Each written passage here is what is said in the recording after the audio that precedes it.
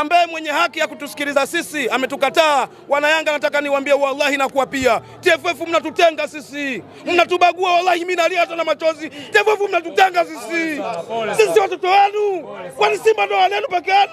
Msitufanyie hivyo bwana.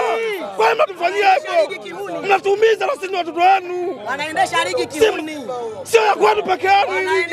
Yanga mtoto wako, TFF mtoto wako, Mashujaa mtoto wako. Kwa nini mnatuumiza?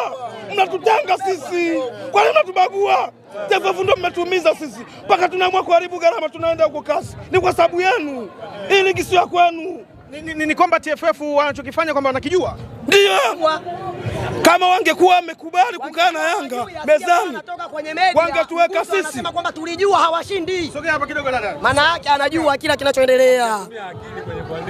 Kwa hiyo kinachofanyika, wewe mwenye akili, si ndio? Wewe ambao una akili.